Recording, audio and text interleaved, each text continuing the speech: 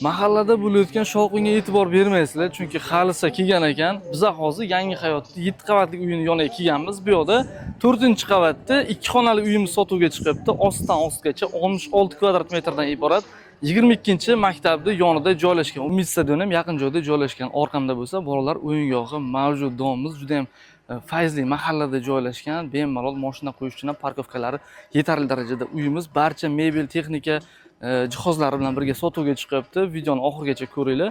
Uyimizni endi ichki tuzilishini ko'rib chiqamiz. Qisman ipoteka ham bo'ladi uyimiz. Ketdik. Uyimiz 53 kvadratdan iborat, lekin yashash uchun sharoitlari juda ham yaxshi holatda. Ortiqcha sarf xarajat qilishda keragi yo'q. Iloji boricha videoni uzmasdan sizlarga uyimizni tushuntiramiz. Bu tarafda alohida chiroyli remontga ega yuvinish xonalari mavjud. Ortiqcha sarf xarajat qilishga keragi yo'q. Hamma narsasi tayyor, kafel ham qilib qo'yilgan. Demak, bu koridor qismi asosiy eshikdan o'ng tomonda bizning asosiy katta xonamiz mavjud.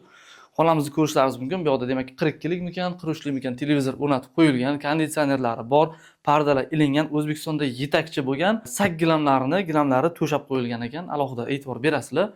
Xo'p, bu yoqda demak ugalok mavjud. Ugalogimiz o'tirib ovqatlanish uchun ham yoki bo'lmasam mehmonlarni kutib olish uchun ham xizmat qilib beradi. Yaxshi lyustralar ilingan ekan. Natijnoy patolog emas, gipsokartondan chiroyli qilib patolog qismiga ishlov bergan ekanlar.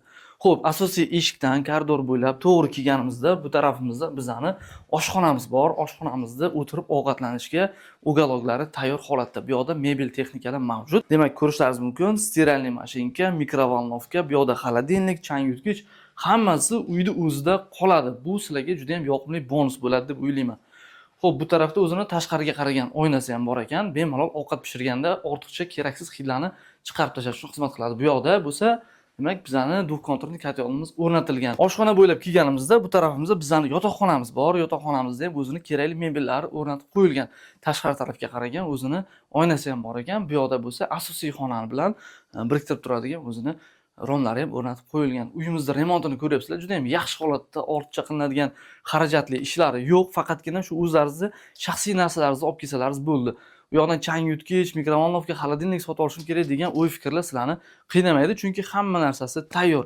Uyimizning narxi egalari tomonidan 490 million so'm deb baholanyapti. Ustida kelsalari savdosiga, barakasiga o'tib beradigan joyi bor albatta. Etaji juda ham yaxshi, remontini ko'rdinglar, lokatsiya вообще zo'r. Shuning uchun menimcha bu narxga buni tezroqda bosib olish kerak, ustiga kelib baraka qilib savdolashib. Batafsil ma'lumot uchun sizlarga pastda raqamlar qoldiramiz, bemalol telefon qilib bog'lanib batafsil ma'lumotlarni olsanglar bo'ladi. Kelib ustida baraka bersanglar ham bo'ladi. Nasib bo'lsa, Navoiy Barak kanaliga obuna bo'linglar, chunki shunaqa antiqa variantlarni biz faqatgina sizlarga ilinamiz.